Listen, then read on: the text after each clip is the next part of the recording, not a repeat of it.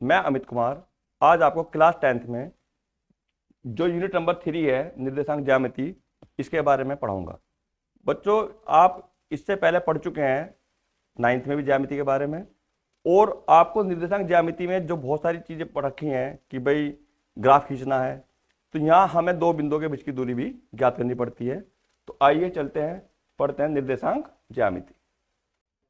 Hello बच्चों, आज हम एक नया टॉपिक लेकर चलते हैं, निर्देशांक ज्यामिति, कोऑर्डिनेट ज्योमेट्री। इसके बारे में बच्चों थोड़ा सा आपने 9th में पहले पढ़ रखा है कि अगर हम ये एक्स अक्ष ड्रा करते हैं, इधर एक्स इधर एक्स डैश, ये तो है हॉरिजॉन्टल यानी क्षैतिज रेखा, और ये होती है वर्टिकल रेखा यानी ऊर्ध्वाधर रेखा। इसका नाम लिखा हमने वाई और वाई डैश। तो बच्चों आपने 9th में पढ़ रखा था कि ये चार चतुर्थांश हो जाते हैं, ये ओ पॉइंट पे इंटरसेक्ट कर रहे हैं, तो first quadrant, second, third and fourth. तो आपने पढ़ा था first quadrant, second quadrant, third quadrant और फोर्थ क्वाड्रेंट, यानी प्रथम चतुर्थांश, द्वितीय चतुर्थांश, तृतीय और चतुर्थ। इन्हीं का हम आगे प्रयोग करें उससे पहले थोड़ा रिमाइंड कर देते हैं कि आपको ध्यान रखना पड़ेगा कि ये एक्स एक्स डैश है। इस एक्स एक्स डैश अक्ष में अगर हम देखते हैं कि जहां ये क्रॉसिंग बन रहा है ओ से एक्स की तरफ रहे तो वैल्यू पॉजिटिव होती है, और इसके लेफ्ट रहे तो एक्स की वैल्यू नेगेटिव होती है, क्योंकि राइट साइड एक्स पॉजिटिव और लेफ्ट साइड एक्स नेगेटिव।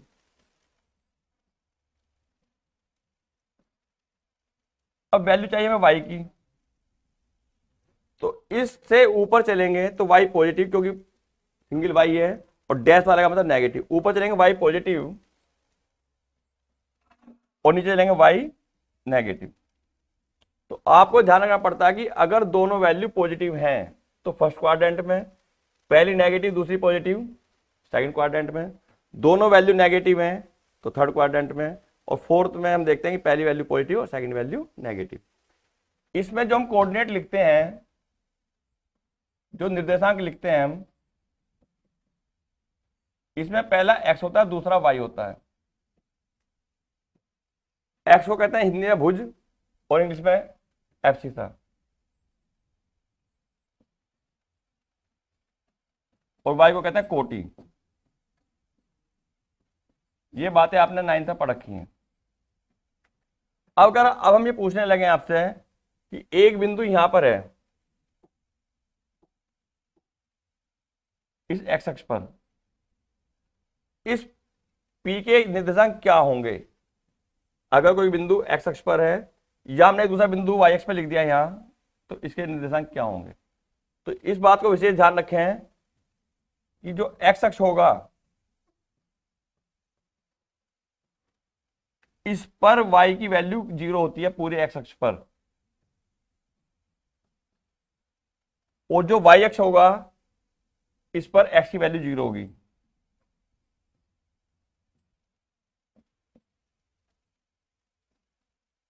तो x अक्ष पर y0 और y अक्ष पर x0, ये हमेशा ध्यान रखें।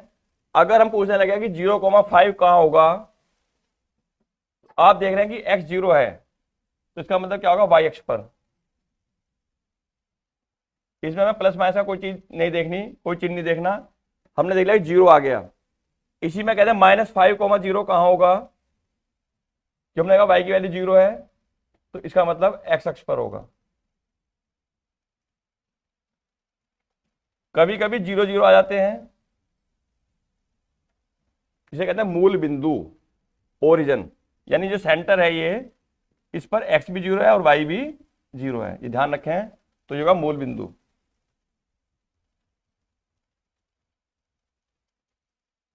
तो ये जो बिंदु होगा मूल बिंदु होगा, यानी ओ बिंदु होगा। तो ओरिजिन है तो ओरिजिन के निर्देशांक 0,0। तीन बातें याद रखें।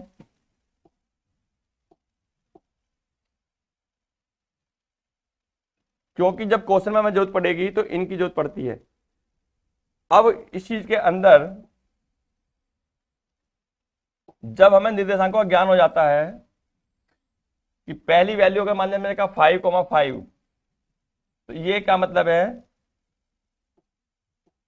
ये x की वैल्यू है और ये y की वैल्यू है। एक बिंदु हमने यहां लिख दिया, दूसरा बिंदु हमने मार्क यहां कर दिया और उसके कोऑर्डिनेट लिख दिए,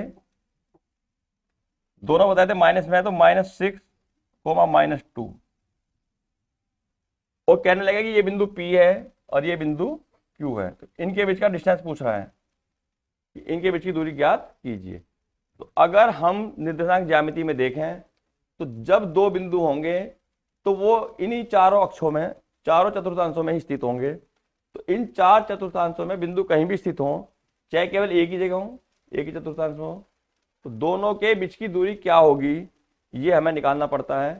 तो दो बिंदुओं के बीच की दूरी का सूत्र इसे नोट करेंगे।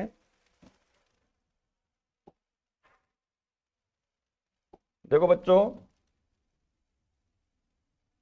दो बिंदुओं, अब पहला हमने x1 y1 लिया है और दूसरा x2 y2, यानी कि ये बिंदु P है और ये बिंदु Q है। बिंदु P के निर्देशांक x1 y1 और बिंदु Q के निर्देशांक x2 y2, इसके x1 y1 और बिंदु Q के x2 y2। तो ये कहा दो बिंदुओं P और Q के बीच की दूरी।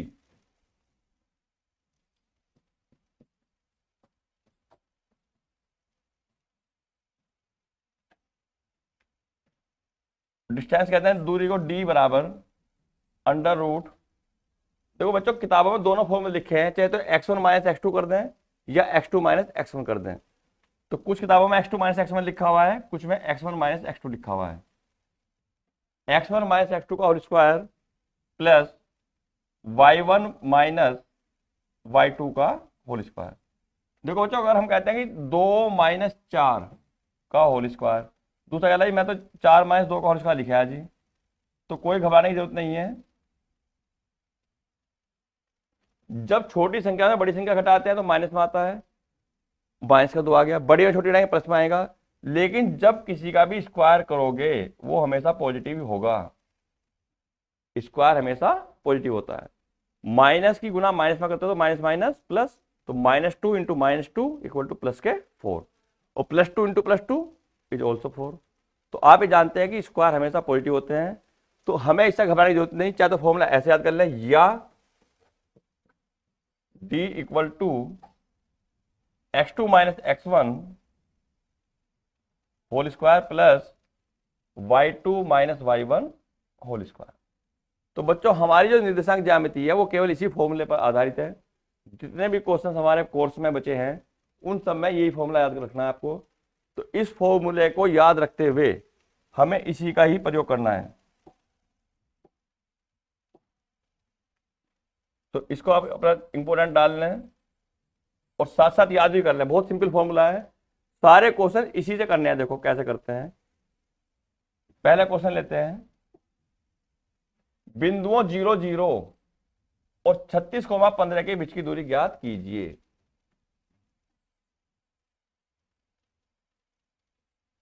देखो बच्चों पहले हमने लिया 0 0, तो बताया था ये x की वैल्यू होती है, ये y की। जब पहला बिंदु है तो x1 और y1 हमें मिले हुए हैं, ये भी 0 और ये भी 0। और इसी प्रकार देखेंगे x2 एंड y2, x2 36 और y2 15। अब दो बिंदुओं के बीच की दूरी हमें निकालनी है।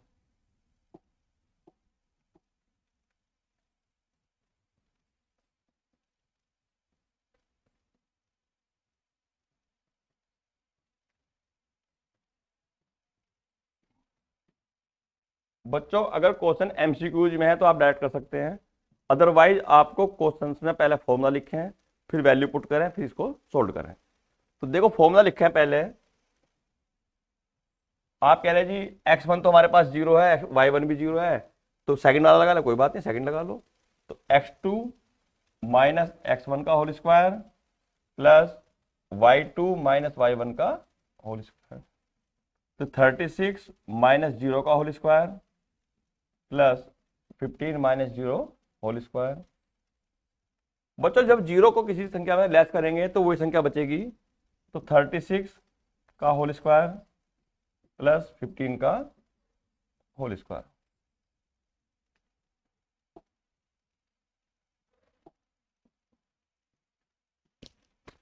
आप कह रहे हैं 51, 51 कैसे हो जाएगा बच्चों? 51 नहीं होगा। आप जनरली जल्दबाजी में क्या करते हैं कि स्क्वायर और स्क्वायर रूट कैंसिल, 36 प्लस 15 ये किया ना। हाँ, तो आपने क्या किया कि 36 का स्क्वायर में से स्क्वायर रूट करके 36 निकाल दिया और 15 के स्क्वायर में से 15 निकाल दिया और दोनों को ऐड कर दिया, कह दीजिए आंसर 51। ये 51 नहीं होगा।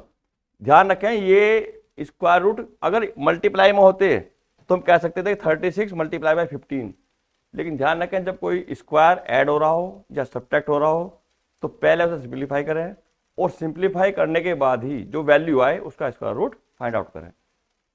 अब हम 36 का स्क्वायर करते हैं, तो 36 इंटू 36 1296 और इसका स्क्वायर करते हैं 225। इनको ऐड करेंगे, 6 5 11 1, 10 2 12 1, 3 2 5, ये हो गया बेटा 1521। अब 1521 का स्क्वायर रूट करो,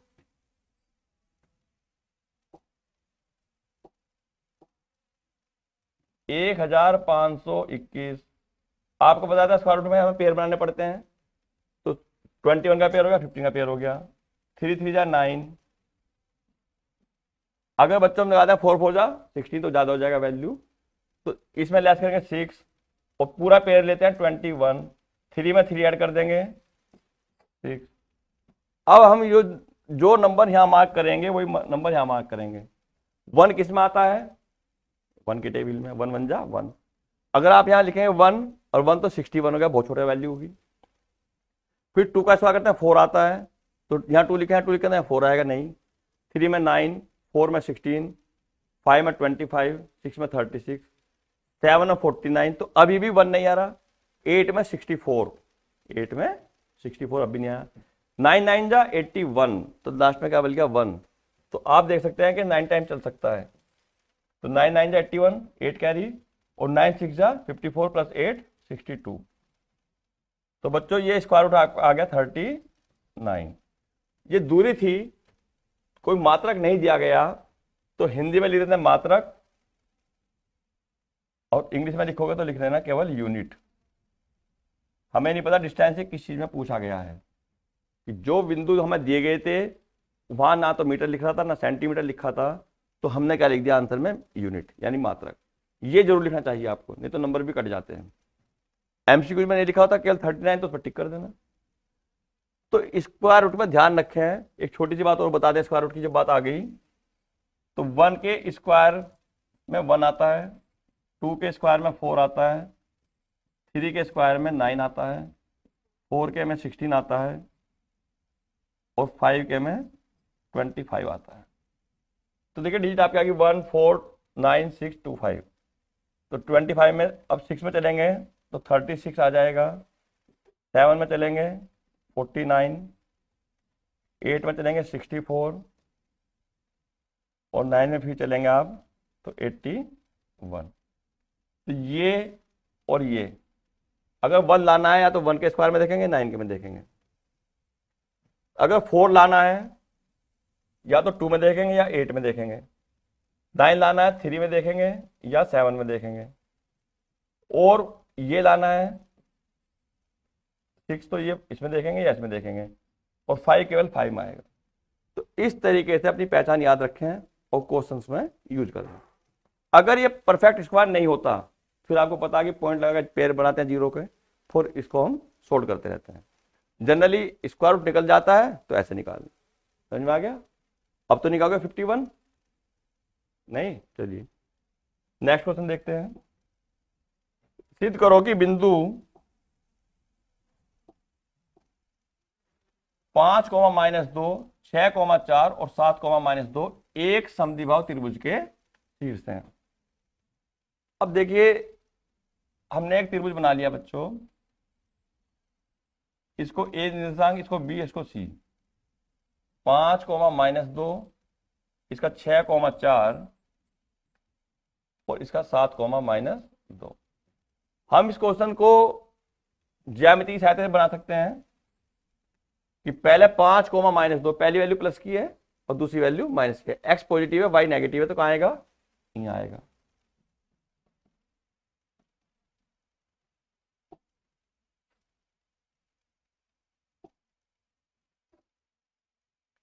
फिर दिया 6,4, दोनों पॉजिटिव हैं, यहाँ आ गया, ये ए हो गया, ये बी हो गया। और फिर दिया 7,-2, 7,-2। अब 7,-2 मान लिया यहाँ आ गया इसी में ही, तो 5 था, अब 7 आ गया।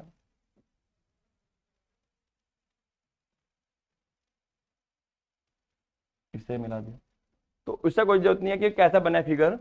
तो हमने मान लिया कि माना बिंदु ए 5,-2, बी 6,4 तथा सी 7,-2 के दो त्रिभुज एबीसी के शीर्ष हैं।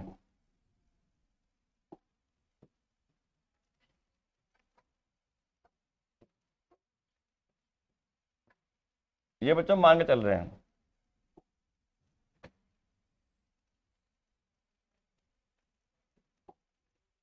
ये 3 बिंदु में दिए गए थे, ये एक त्रिभुज एबीसी के शीर्ष है। सिद्ध करना है कि त्रिभुज समद्विबाहु त्रिभुज होगा। समद्विबाहु, सम माने समान, द्वि माने दो, अभाव माने भुजाएं। ऐसा त्रिभुज जिसकी दो भुजाएं समान हो यानी बराबर हो, समद्विबाहु कहलाता है। जब आता है वर्ड समबाहु, जिसकी सभी भुजाएं बराबर हो, तो कितनी भुजाएं होती हैं? 3। तो यहां हम समद्विबाहु की बात कर रहे हैं, तो पहले हम इन भुजाओं को ज्ञात करेंगे। मान लीजिए पहली भुजा हमारे पास है ए बी, दूसरी है बी सी और तीसरी है ए सी। तो हम इन तीनों भुजाओं की लंबाई ज्ञात करेंगे, और जब लंबाई ज्ञात हो जाए फिर उनमें देखेंगे कौन सी दो भुजाएं आपस में बराबर हैं, तो समद्विबाहु बन जाएगा। तीनों भुजाएं बराबर हैं तो समबाहु बन जाएगा।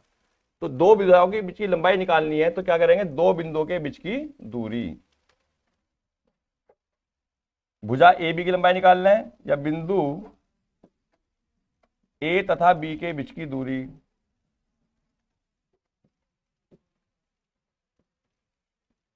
किस किस के बीच की दूरी है? ए और बी के, तो यहां लिख देना ए बी, या भुजा ए बी की लंबाई ए बी बराबर।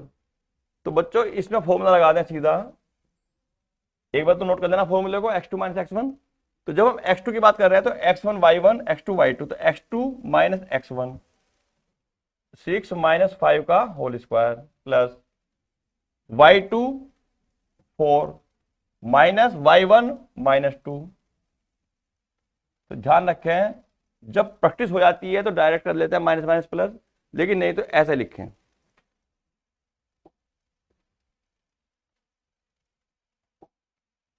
सिक्स माइनस 5 1 का होल स्क्वायर, अब यहां हो जाएगा 4 माइनस माइनस प्लस 2, तो 1 का स्क्वायर और 4 और 6 इसका स्क्वायर, तो 1 + 36 इक्वल टू √37 यूनिट। ये बच्चों ए बी के बीच की दूरी आ गई। अब बिंदु बी और सी के बीच की दूरी,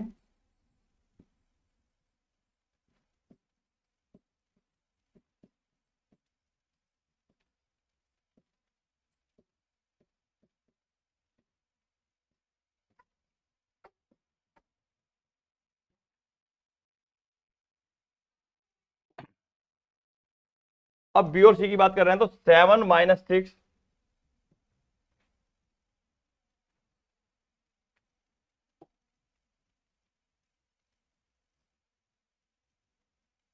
7 - 6 -2 -4,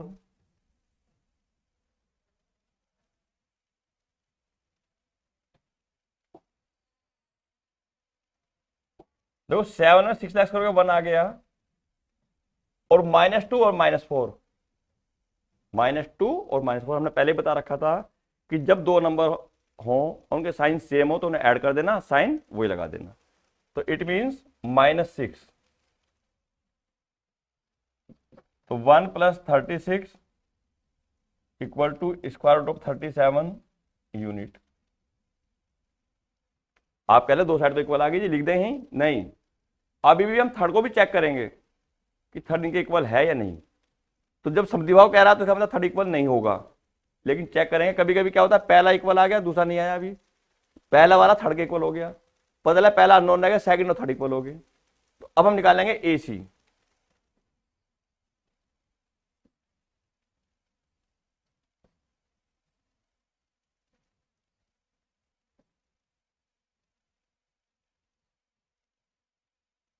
ये कह दो या ए सी कह दो, बात एक ही है। अब आप यहां देखेंगे कि जब ए सी की बात हम कर रहे हैं तो 7 - 5, ए सी की बात कर रहे हैं तो 7 - 5, सी की बात करें तो 5 - 7, तो 7 - 5 -2 और माइनस माइनस प्लस हो जाएगा। तो 7 - 5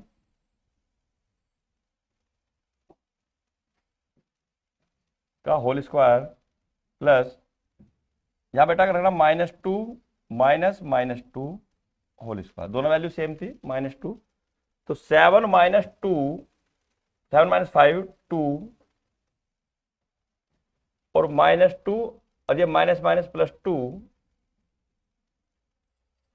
तो आप रहेगा 2 का स्क्वायर 4। अब बेटा ये +2 और -2 जीरो हो गया, 0 का स्क्वायर 0।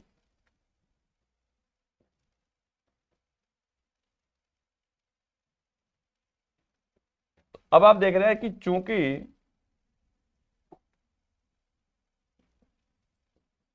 ए बी बराबर बी सी बराबर 37 यूनिट, बाकी ए सी के बराबर नहीं है। अगर ये भी बराबर होता तो लिखते बराबर ए सी इक्वल टू √37 यूनिट, तो फिर लिखते संभव त्रिभुज है, तीनों भुजाएं बराबर थी, लेकिन यहाँ दो भुजाएं बराबर हैं, तो इसलिए त्रिभुज ए बी सी एक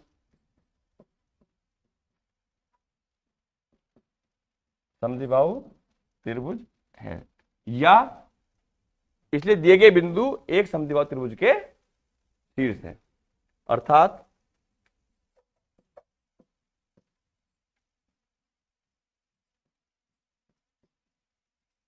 दिए गए निर्देशांक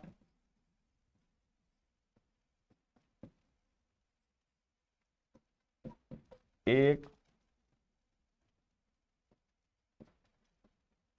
समद्विबाहु त्रिभुज के शीर्ष है। दो तरीके से हम आंसर को लिख सकते हैं। चलिए नेक्स्ट क्वेश्चन देखिए, बिंदु 1,7, 4,2, -1, -1 और -4,4 एक वर्ग के शीर्ष हैं। देखो बच्चे, ऐसे क्वेश्चन वर्ग हो, आयत हो, समांतर चतुर्भुज हो, समचतुर्भुज हो, इनको हम सिद्ध करते हैं ऑर्डर में। लिख लें ए बी सी डी। पहला बिंदु दिया है 1,7, दूसरा दिया है 4,2, फिर -1 -1 और -4,4। तो बच्चों त्रिभुज वाले में तो तीन कंडीशन आती हैं, समबाहु तीनों भुजाएं बराबर आएंगी, समद्विबाहु दो भुजाएं बराबर आएंगी, और समकोण त्रिभुज अगर आ जाए, समकोण समद्विबाहु आ जाए या केवल समकोण आ जाए, तो जहां समकोण आ जाए वर्ड, तो वहां दो भुजाओं के वर्गों का योग तीसरी भुजा के वर्ग के बराबर होगा, अर्थात लंब का स्क्वायर प्लस आधा का स्क्वायर इक्वल टू कर्ण का स्क्वायर। यह हमें सेटिस्फाई करना पड़ेगा। और समद्विबाहु भी आ जाए, समकोण भी आ जाए, तो तुम्हें पता होगा दो भुजाएं बराबर होंगी, वो कौन सी होगी, लंब और आधार, और उनके वर्गों का योग कर्ण के बराबर होगा। समझ में आ गई? तीन प्रॉपर्टी याद रखना। जब ये वर्ग आ जाए, आयत आ जाए, समचतुर्भुज, समांतर चतुर्भुज, तो हम ध्यान रखें कि वर्ग की चारों भुजाएं बराबर, वेरी गुड, वर्ग के विकर्ण बराबर, वेरी गुड। तो वर्ग की चारों भुजाएं बराबर आ जाएं। अगर हम इसकी भुजाएं निकालते हैं A B B C C D और डी ए, अगर इनकी मेजरमेंट, इनकी लंबाइयां आपस में बराबर आ जाएं, तो फिर हम इनके विकर्ण भी निकालेंगे, ये डिस्टेंस निकालेंगे और ये डिस्टेंस भी निकालेंगे। अगर ये भी बराबर आ जाए, भुजाओं के नहीं, अलग अलग विकर्ण केवल विकर्ण के बराबर आ जाए, तो ये वर्ग होगा। अगर ये भुजाएं बराबर आ गई लेकिन विकर्ण बराबर नहीं आते, तो क्या बनेगा, नहीं पता। तो बच्चों ध्यान रखना, ऐसी स्थिति में बनेगा समचतुर्भुज, रोम्बस। रोम्बस यानी समचतुर्भुज। समचतुर्भुज ऐसा चतुर्भुज जिसकी चारों भुजाएं समान हो। तो भुजाएं तो बराबर आ गई, लेकिन विकर्ण बराबर नहीं आते, ये याद रखना। अगर आयत की बात करें तो आप जानते हैं कि जो बोर्ड आप देख रहे हैं ये आयताकार है, तो इसकी ये लंबाई बराबर आ जाएंगी और इसकी चौड़ाई में आपस में बराबर आ जाएंगी। फिर हम इनके भी विकर्ण निकाल लेंगे। अगर इनके विकर्ण बराबर आ जाएं, आमने सामने की भुजाएं बराबर आ जाए और विकर्ण भी बराबर आ जाए, तो बन जाएगा आयत, जिसे कहते हैं आप रेक्टेंगल। लेकिन भुजाएं तो बराबर आ जाएं, लंबाई लंबाई के, चौड़ाई चौड़ाई के, अब ये विकर्ण बराबर नहीं आ रहे, तो बन जाता है बेटा ये पैरेललोग्राम, यानी सम चतुर्भुज नहीं, इसका नाम हो जाएगा समांतर चतुर्भुज। पैरेललोग्राम यानी समांतर चतुर्भुज कि आमने सामने की बजाय बराबर लेकिन विकर्ण बराबर नहीं। तो ये प्रॉपर्टी याद रखें, किताबों में लिखी हुई है, अपनी कॉपी में नोट कर लें और इनके बेस पर क्वेश्चंस करते रहें। अब देखिए वर्ग के बारे में बता रहे हैं, देखिए तो ए बी के बीच की दूरी,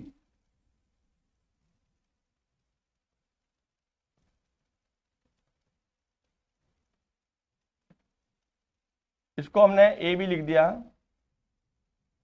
हम पहले मान लेते हैं कि माना 1,7 4,2 -1, -1 -4,4 एक वर्ग के शीर्ष हैं, मान लेते हैं माना, लेकिन बाद में सिद्ध करते हैं। या हम मान लेते हैं कि माना बिंदु ए 1,7, बिंदु बी 4,2, बिंदु सी -1,1 -1 और बिंदु डी -4,4 एक वर्ग के शीर्ष हैं। तो मान लेते हैं, तो इनके बीच की दूरी निकालते हैं। अब देखिए ए बी, तो 4 -1, एक बार फॉर्मूला लिखे और फिर वैल्यू पुट करें। 4 -1 2 -7, 4 -1 3 और 2 -7 -5, 3 का स्क्वायर 9 और इसका 25, तो बेटा स्क्वायर रूट ऑफ 34 यूनिट। अब बी व सी के बीच की दूरी,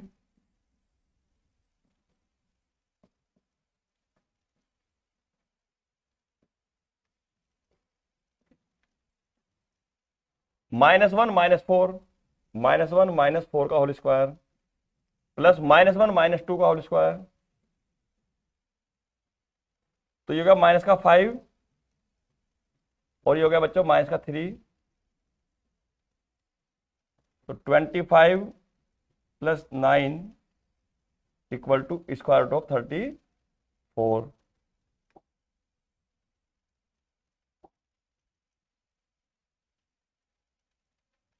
आपने देखा दो वैल्यू सेम आ चुकी हैं। अब हम सी डी के बीच की दूरी निकालेंगे।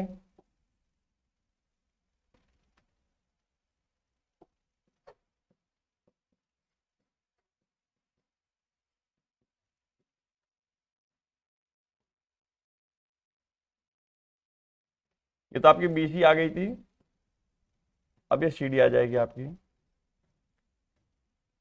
सी डी में -4 माइनस +1,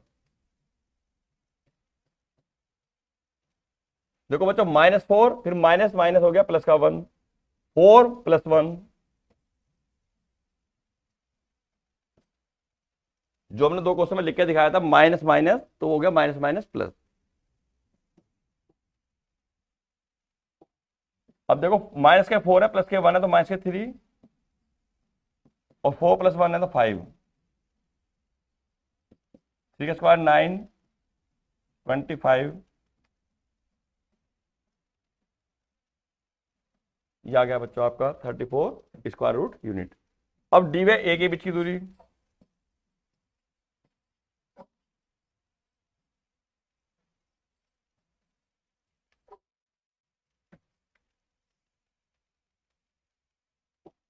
अब देखो डी और ए में 1 माइनस माइनस प्लस, तो 1 + 4 और 7 -4, 1 + 4 और 7 -4, तो 5 का स्क्वायर प्लस 3 का स्क्वायर 25 + 9, तो आपने देखा कि चारों साइड तो इक्वल आ चुकी हैं। जब चारों साइड इक्वल आ गई तो यहां दो पॉसिबिलिटी बन चुकी हैं, या तो ये स्क्वायर होगा या ये रोम्बस होगा। अब हम निकालते हैं डायगोनल AC और डायगोनल BD।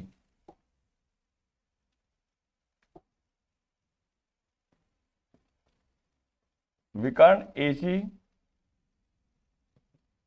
की लंबाई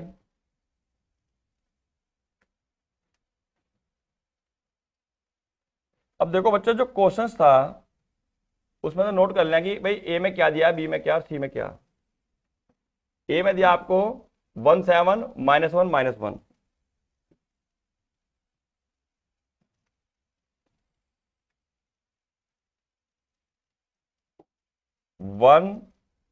17 और -1, माइनस का मतलब प्लस का 1, और ये हो जाएगा माइनस का 6 का स्क्वायर और ये 0 का स्क्वायर,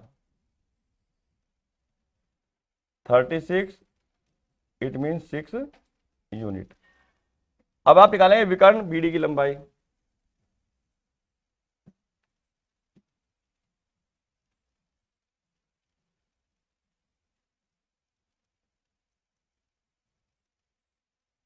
इसी प्रकार आप BD को देखें, ये 4 -4 और 2 -4, तो ये जगह 4 + 4, ये आपका था 1 और -1 था, और 17 -1 -1,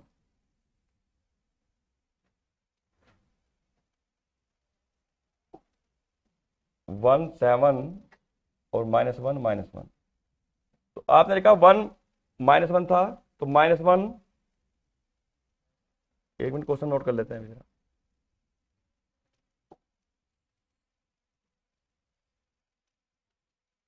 वन सेवन -1 -1, 17 -1 -1, ठीक है। तो 1 -1, या आपने कहा -1 -1, इसको चेंज कर लें, -1 -1 और -1 -7,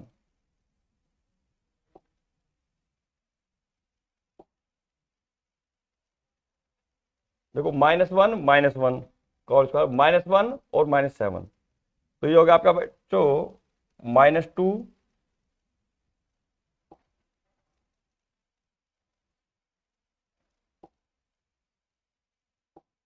और ये हो गया आपका माइनस का 8।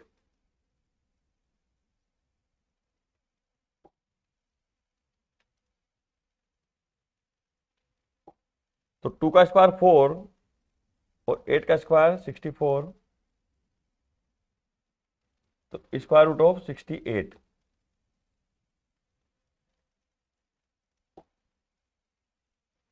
अब आप इसी प्रकार BD निकालेंगे,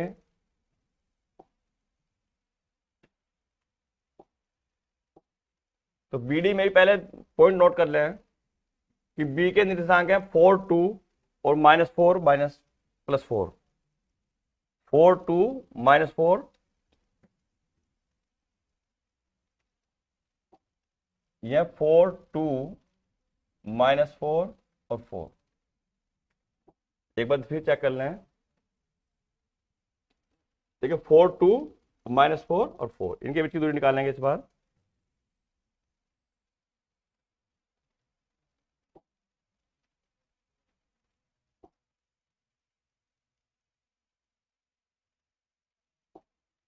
देखो अब ये -4 का होल स्क्वायर और 4 -2 का होल स्क्वायर, तो -8 का होल स्क्वायर +2 का होल स्क्वायर, तो 64 + 4 equal to square root of 68। तो आप देख रहे हैं कि भाई इसके अंदर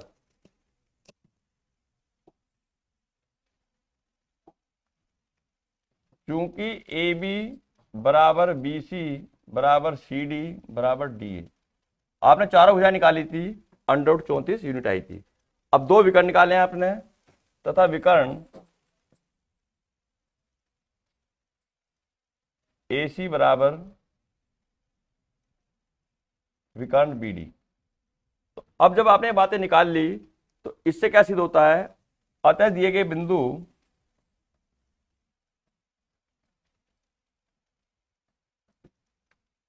या अतः दिए गए निर्देशांक एक वर्ग के शीर्ष होंगे।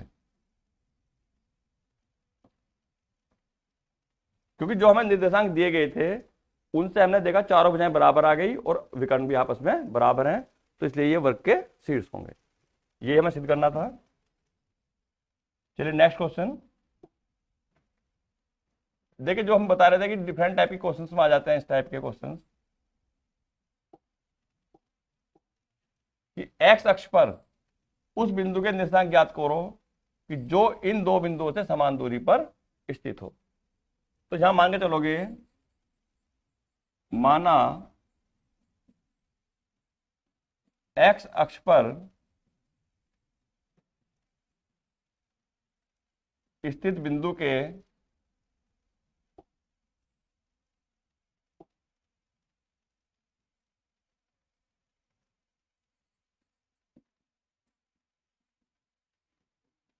जो कोऑर्डिनेट्स हैं, हमने बताया एक्स अक्ष पर वाई जीरो था। ध्यान रखना बच्चों कि एक्स अक्ष पर वाई जीरो, तो वाई के निर्देशांक जीरो हो गया। अब एक्स अक्ष पर हम कुछ भी मान सकते हैं, पी कोमा जीरो मान लें, एच कोमा जीरो मान लें, कुछ भी मान लें। तो अब एक्स अक्ष पर बिंदु के निर्देशांक ज्ञात करो जो 2,-5 और -2,-9 से समान दूरी पर स्थित है। तो बिंदु h, 0 तथा 2,-5 के बीच की दूरी,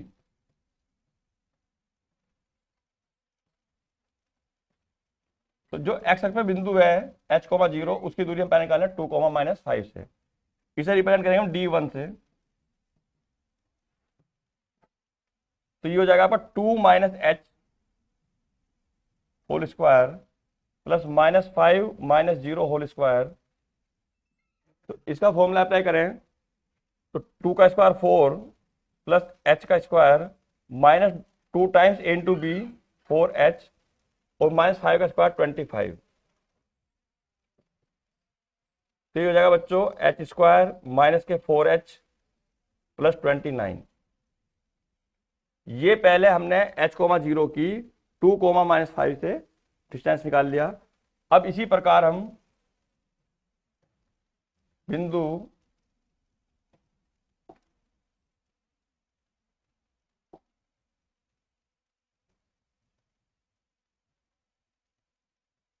h, 0 तथा -2,9 के बीच की दूरी, इसको बच्चा लेंगे d2, इसको मान लेंगे हम d2। तो बच्चों इसमें भी जैसे अभी किया था -2 - h का होल स्क्वायर प्लस 9 - 0 का होल स्क्वायर। तो ध्यान रखें जब दोनों साइन सेम हो, जैसे यहां देखा था ना आपने कि एक पॉजिटिव एक नेगेटिव था तो दोनों का प्रोडक्ट माइनस में आया था। जब दोनों साइन सेम हो तो प्रोडक्ट पॉजिटिव हो जाएगा, और स्क्वायर आपके पता है कि पॉजिटिव होता ही है। तो 2 का स्क्वायर 4 प्लस h का h स्क्वायर प्लस दोनों का प्रोडक्ट का डबल 4h और 9 का स्क्वायर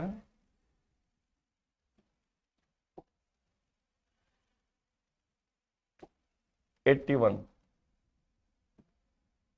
तो आपका बन जाएगा h square plus 4h plus 85।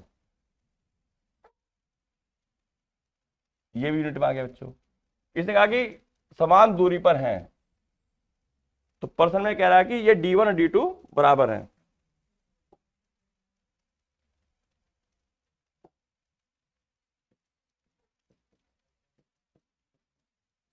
यानी अकॉर्डिंग टू क्वेश्चंस ये h square minus 4h plus 29 h square plus 4h plus 85, दोनों पक्षों वर्क कर दें।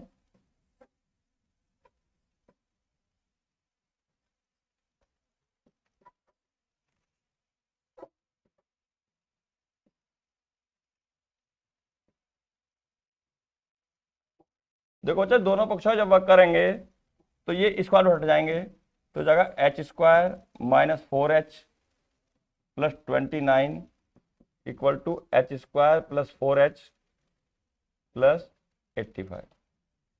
इनको दे लिया H square minus 4h minus H square minus 4h equal to 85 minus 29। 15 में दोगे 6, 7 में दोगे 5।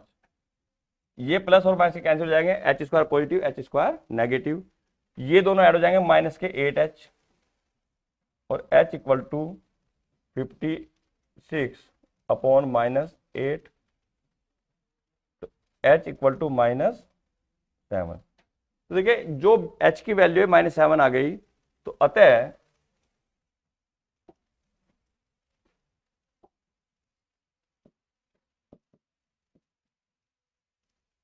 x अक्ष पर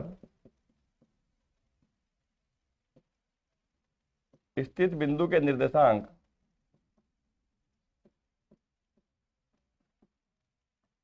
देखो बच्चों, h की वैल्यू हमने बताई थी, h, 0 था, हमें दिया था। ये बताए थे कि h, 0 बताए थे, तो निर्देशांक क्या बन गया आपके, h की वैल्यू -7 और y की वैल्यू 0। अगर हम h की वैल्यू -7 रख दें इस क्वेश्चन में, तो कंडीशन रखते ही ये दोनों वैल्यूज आपस में बराबर आ जाएंगी, क्योंकि y तो 0 है, x अक्ष पर y 0 होता है, तो x की वैल्यू h के रूप में है और h की वैल्यू -7, तो जहां जहां h अगर -7 रख दें तो इस वैल्यू को छोड़ करें और इसको करें, दोनों आपस में बराबर होंगी। ये हमें सिद्ध करना था कि h की वैल्यू ज्ञात करनी थी, दोनों बराबर दिए गए थे, तो h की वैल्यू -7 और y की वैल्यू है 0। चलिए नेक्स्ट क्वेश्चन देखते हैं।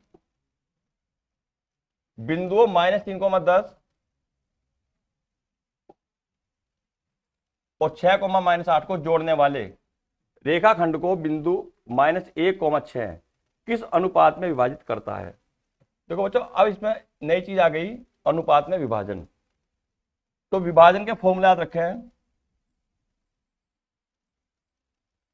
रेखा के अंतः विभाजन का सूत्र। मान लिया कोई रेखा जा रही है, अब कहने लगे यहां से यहां तक मेजरमेंट में पता है AB, ये यहां कट कर गई P पर। अब यहाँ तो छोटा पार्ट है, बड़ा पार्ट है, मान लीजिए ये 2 है, ये 7 है। तो अब ये कह रहा कि अनुपात बताइए, इसके निर्देशांक x1, y1, इसके x2, y2, इसके हमने मान लिया x, y। तो बिंदु इसके इसके को जोड़ने वाले रेखाखंड को बिंदु इतने पर किस अनुपात में विभाजित करता है। तो इसका पहला फॉर्मूला ध्यान रखें,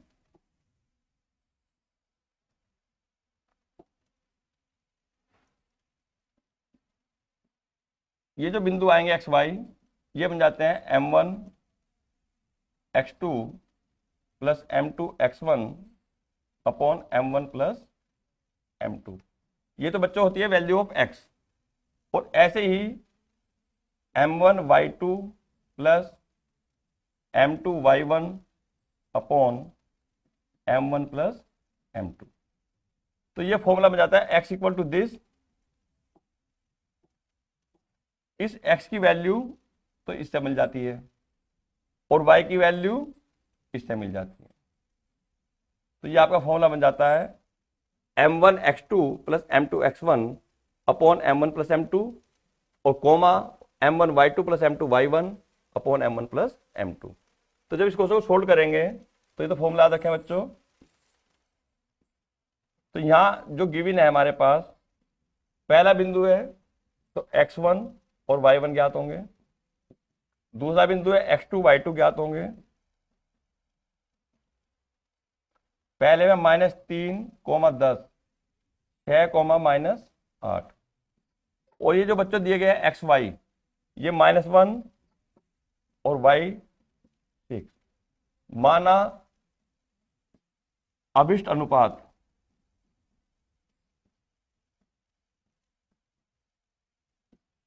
m1 व m2 है। इसे हम k अनुपात 1 भी मान सकते हैं, m1 m2 भी मान सकते हैं। तो देखिए पहले m1 m2 से बता रहे हैं, तो किस अनुपात में विभाजित करता है, तो अनुपात है m1 व m2।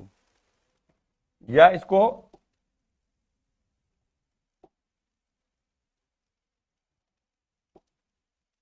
ऐसे लिख रहे हैं M1 M2 का रेशो दिखा दें।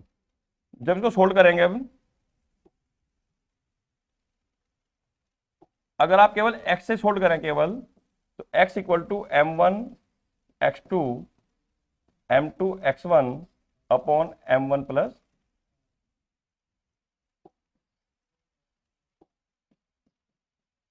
M2, और y से करेंगे तो M1 y2 plus M2 y1 upon M1 plus M2। दोनों दिखा रहा है, दोनों का आंसर सेम आएगा। देखिए x की वैल्यू -1, M1 x2 है 6, M2 x1 है -3, M1 प्लस M2। देखिए हम क्रॉस मल्टीप्लाई करते हैं तो -M1 -M2, 6M1 -3M2। M2 को चले जाएं, -M2 plus 3M2, 6M1 plus M1। ये माइनस तक जाकर प्लस का हो गया, ये माइनस तक जाकर प्लस का हो गया, तो 2M2 इक्वल टू 7M1। तो 7 को इधर डिवाइड में कर दें और M2 को इधर कर दें, तो बच्चों रेशो आ गया M1:M2 इक्वल टू 2:7। तो अभिष्ट अनुपात 2:7 आ गया। लेकिन अभी हम y से भी चेक कर लेते हैं। y की वैल्यू 6, M1 y2 है हमारे पास -8 प्लस M2 y1 हमारे पास 10 और M1 प्लस M2।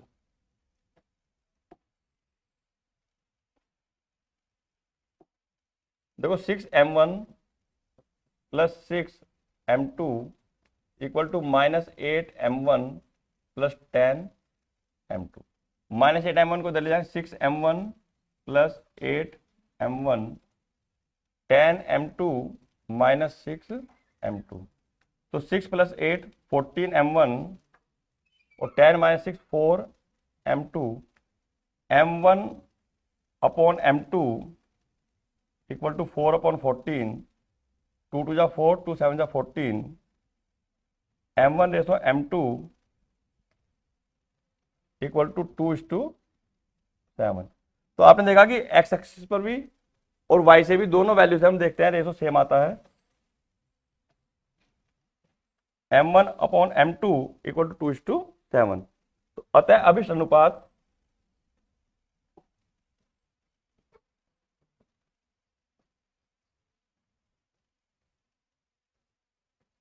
जो रिक्वायर्ड रेशो है बेटा वो क्या 2:7।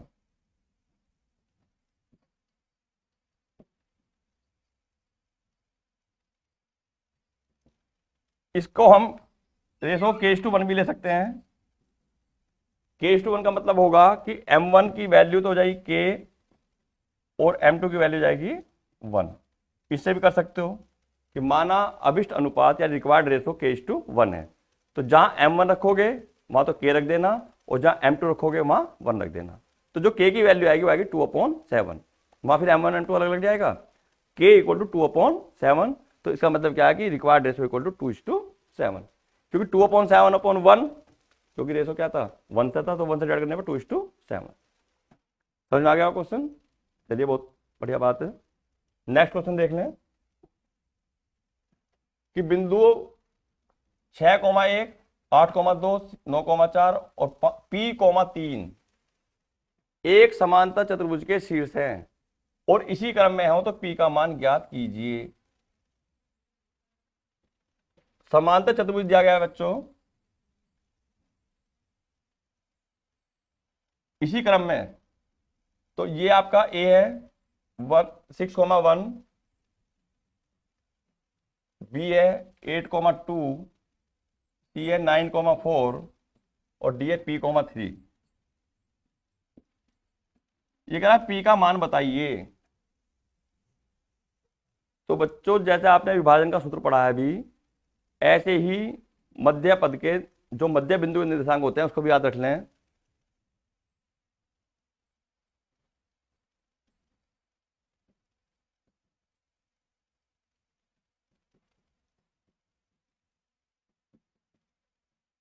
ये बन जाता है x1 प्लस x2 अपॉन 2 और y1 प्लस y2 अपॉन 2। जो अभी आपने विभाजन का फॉर्मूला पढ़ा था, अगर दोनों रेशो सेम हो, मध्य बिंदु कब होता है, जितना अनुपात इधर उतना अनुपात इधर, तो इसका मतलब क्या है कि उसका रेशो जाता है 1:1, 1:1।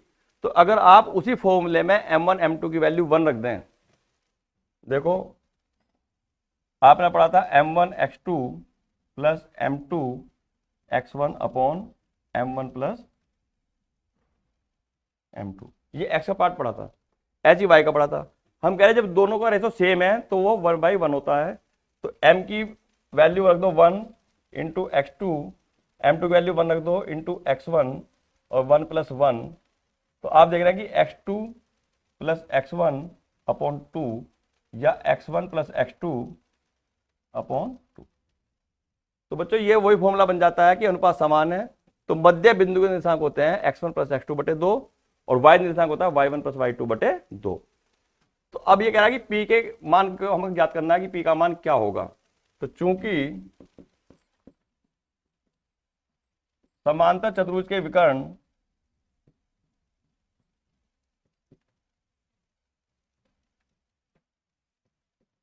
परस्पर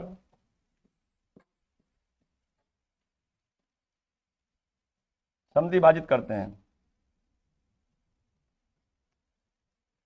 यानी बाइसेक्ट करते हैं, समान दो भागों में बांटते हैं, तो हमने एक विकर्ण तो ये खींच दिया और एक विकर्ण ये खींच दिया।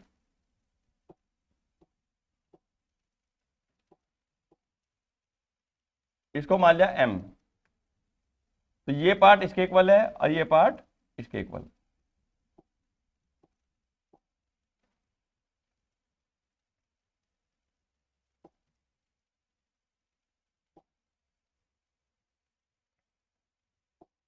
तो विकर्ण AC के मध्य बिंदु M के निर्देशांक, विकर्ण AC के मध्य बिंदु M के निर्देशांक,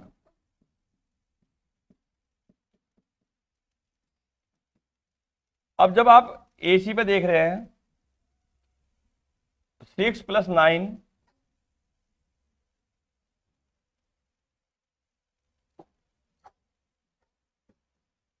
अपॉन 2, 6 + 9 अपॉन 2, 1 + 4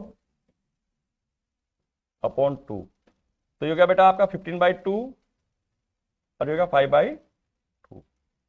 आप पहले पी तो है ही नहीं जी, तो ऐसे हम देख रहे हैं बी डी के मध्य बिंदु एम के निर्देशांक, इसको भी निकालेंगे। पुनः बी डी के मध्य बिंदु एम के निर्देशांक, क्योंकि आप देखते हैं जब चौराहा बनता है तो इस सड़क से और इस सड़क से भी दूरी बराबर होगी और ऐसी सामने से और पीछे से बराबर होगी।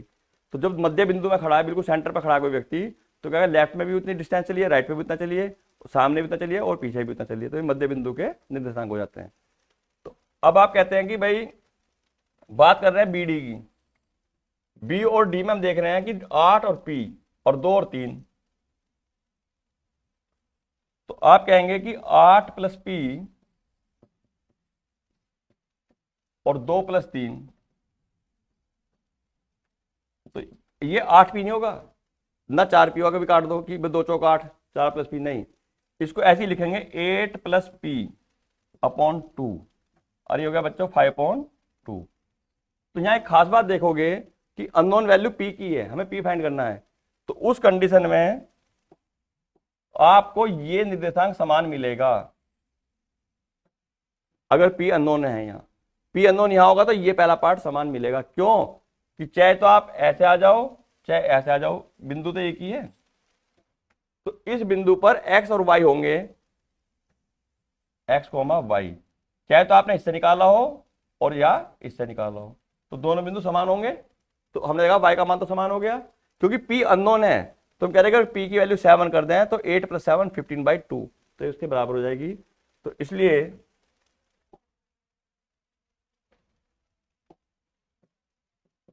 15/2 comma 5/2 equal to 8 plus p/2 और 5/2। तो ये तो दोनों सेम हो गए, तो 8 प्लस p/2 इक्वल टू 15/2, दोनों में 2 कैंसिल आउट हो जाएगा, तो 8 प्लस p इक्वल टू 15 और p equal to 15 minus 8, p equal to 7। तो जो अज्ञात पद है उसकी वैल्यू आ गई आपकी 7। चलिए नेक्स्ट क्वेश्चन देखते हैं। सिद्ध करो कि बिंदु 5, -2, 6, 4 और 7, -2 एक समद्विबाहु त्रिभुज के शीर्ष। ये क्वेश्चन आपको खुद करना है। इस क्वेश्चन को मैं पहले भी करा चुका हूं इस टाइप का। देखो फॉर्मूला समझा रहे हैं फिर भी।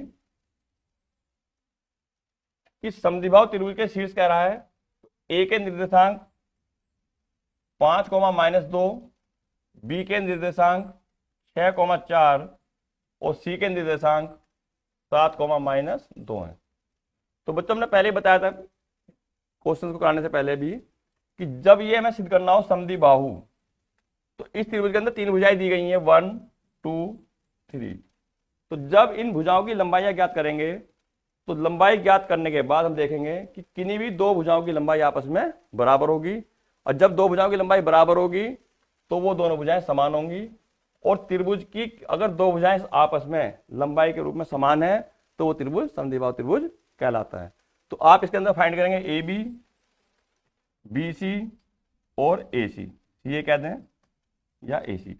जब आप इन्हें फाइंड कर लें तो अब आप देखेंगे कि इसमें कोई भी 2 साइड्स इक्वल होंगी और थर्ड साइड इनके इक्वल नहीं होंगी। तो ये बन जाएंगे कि जो शीर्ष हमें दिए गए हैं, जो वर्टेक्स गिवन है, ये एक समद्विबाहु त्रिभुज के शीर्ष हैं। अगर किसी कारण इस क्वेश्चन में हम समबाहु पूछने लगे हैं, तो समबाहु का मतलब क्या है कि तीनों भुजाएं आपस में बराबर होनी चाहिए। तो फिर हम कहेंगे कि भाई तीनों भुजाएं बराबर हैं, तो ये समबाहु त्रिभुज है, यानी इक्विलेटरल ट्रायंगल है। तो हिसाब कर लेंगे खुद आसानी से, सभी कर लेंगे। तो कॉपी पेंसिल से अपना प्रैक्टिस करें और इन क्वेश्चन को ध्यान से काम करें। बच्चों ये आपको विद्या प्रकाशन मंदिर की तरफ से फ्री ऑफ कॉस्ट वीडियो दिए जा रहे हैं। आप इनकी खूब प्रैक्टिस करें और जो भी कोई आपकी प्रॉब्लम्स हो उसे कमेंट्स बॉक्स में डाल दें, उसका भी आपका आंसर मिलेगा। और आप लगातार प्रैक्टिस करते रहें तो हमें पूरी आशा है कि आप मैथमेटिक्स में अच्छे अंक प्राप्त करेंगे। धन्यवाद, thank you very much, happy learning.